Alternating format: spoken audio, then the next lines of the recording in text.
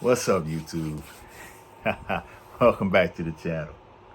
We really bought a house for $10. Crazy. A real piece of property for $10. Mind blowing, right? But before I get into the story, this week I want to do story time, rather than the whole how-to. Just wanted to share some of my real world experience in the world of investing. And but before I get into that, man, listen. Shout out to all the content creators. Shout out to all the folks on YouTube trying to share things with the world. And shout out to those who persevered through the challenges. This was literally my 5th time doing this video. I acquired a camera app to try and work on the crispness of the videos and, learn some different editing techniques. And for the life of me, every video, no matter how I turn the camera, uploads upside down. And literally, like last week, it bust my behind, and I didn't post it because every time I tried to reshoot it, I attempted to do the same thing today. And here we are on attempt number 5. And so, hey, if it was easy, everybody would do it. So we're going to persevere through it. I appreciate y'all tuning in.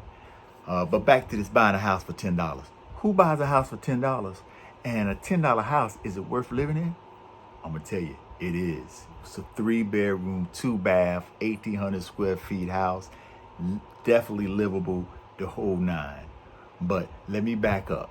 How do you get a house for $10? Well, first, you start with self-education. Because remember, Jim Rohn says traditional education will earn you a living, but personal education can earn you a fortune. So I got 2 partners that we went down this whole investing in real estate road with.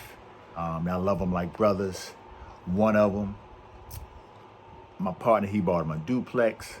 I moved into the other unit. We was house hacking before it was a thing back in the early 2000s.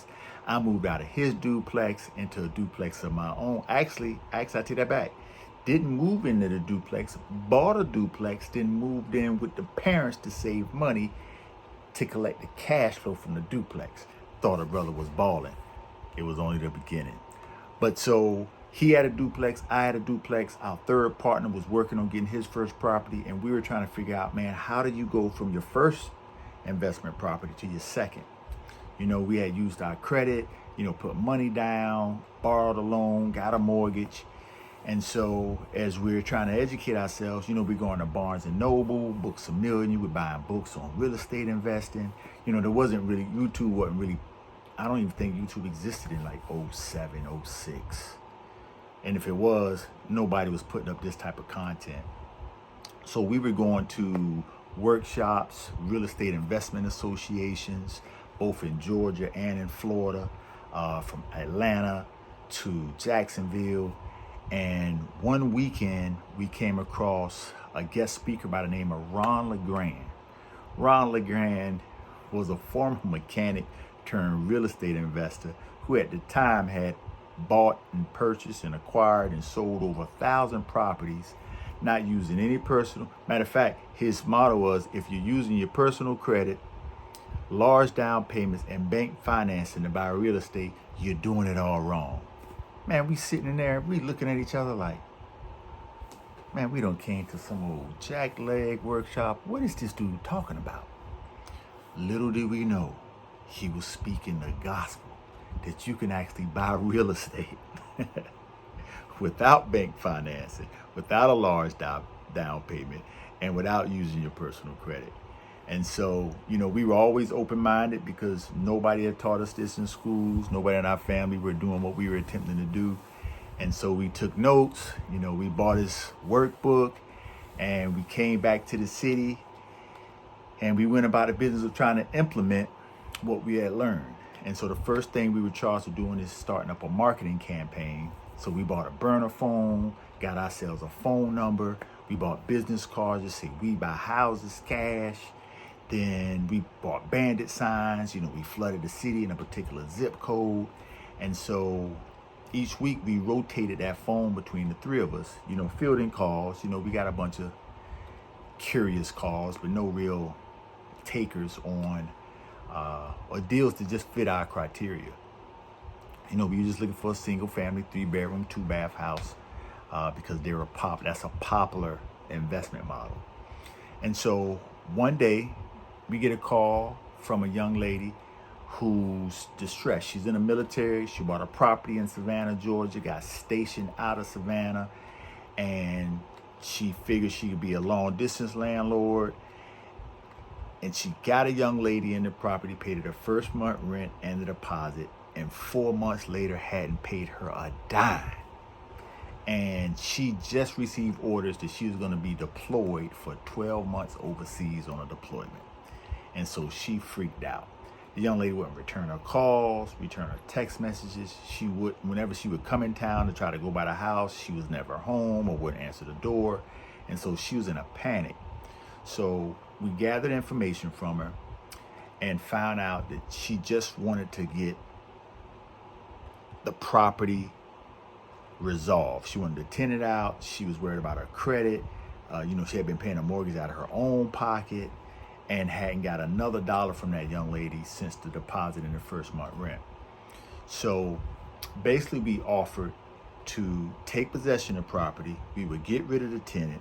We would get the property fixed up, and then we would place a new tenant into the property. We would then pay the mortgage. And then we signed a 3 to 5 year agreement that we would get the property either refinanced or sold to get the loan out of her name.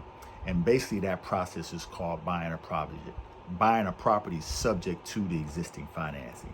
So she borrowed money from a bank to acquire the property. We took the property over by signing for and getting a contract for the deed and keeping the financing in place. We took that contract, it's reviewed by our attorney. We got everything notarized. We met with the young lady. She agreed to all of our terms. We gave her $10 because whenever there's a contract, there needs to be a like-kind exchange. So we gave her $10 in exchange for the property. She gave us the keys, signed the paperwork, got everything notarized. We even took pictures with the young lady. She was just so happy to be relieved of this before she got deployed. And I believe it was 30 days. We asked her to give us 30 days so she would make the next mortgage payment for us to get the property turned over. And so that was a Saturday. Literally, the first order of business was getting the young lady out of the property. Oh, I forgot the awesome part. So how did the young lady find us? So the young lady who was the tenant wrote her phone number on the back of one of our business cards that we left in that place of business. And so out of frustration, she couldn't reach her on the number, and she just one day flipped it over and saw that the card said, "We buy houses, cash, fast," and called us. And that's how we got our first subject to basically no money down deal and got a property for $10. Now, it took us 11 days to get the young lady out of the house because we went unconventional way. Rather than go to the traditional eviction process, we offered the young lady $250 to be out of the property in 10 days. As long as the property was in good shape, she met with us and gave us the keys. We wouldn't file an eviction, and we wouldn't seek to get the 3 months of delinquent rent from her from the courts. She agreed to our terms. It actually took her 11 days. We gave her the $250. She moved out. And from the day she moved out, I think it took us about 3 to 4 weeks to get the property turned over. And we used another strategy. Instead of getting a traditional tenant, we advertised her property as a lease with an option to purchase. And so after we got the property fixed up, we spent about $2,000, touch up paint, getting the carpet clean, fixing some odds and ends, changing out light fixtures, sweat equity, got the yard cut, some touch up on the outside for some curb appeal. and we secured a tenant who paid us a $4,000 option payment to buy the property within 3 years and the first month rent. So I believe we got like $5,100 because we was renting it for $1,100.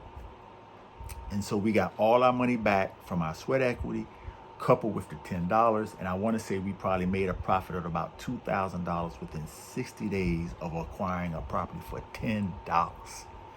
Now, this was the beginning of a journey that took us from one duplex to our first subject to property to an additional 15 units going forward that we acquired over the next 3 to 4 years until we ran into 08, 09, the banking crisis, which changed the dynamic of how we did business and how we looked at investing going forward.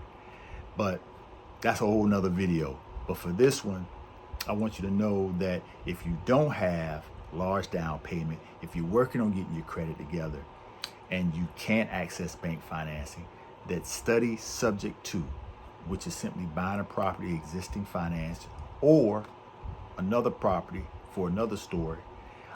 Find properties that people own outright and negotiate financing between them directly. You can buy a property a non-conventional way for yourself or as an investment. But with that, if you got any questions or comments on how that actually works, drop a few questions in the comments. I'll definitely read all the comments. I'll try to answer them the best I can. But more importantly, I appreciate y'all tuning in with me, being patient. Your boy's persevering, trying to learn this whole game. And, you know, I like to say brick by brick, baby, we're going to build this thing up and get ourselves a community established. And so I appreciate y'all for tuning in this week. YouTube. Peace.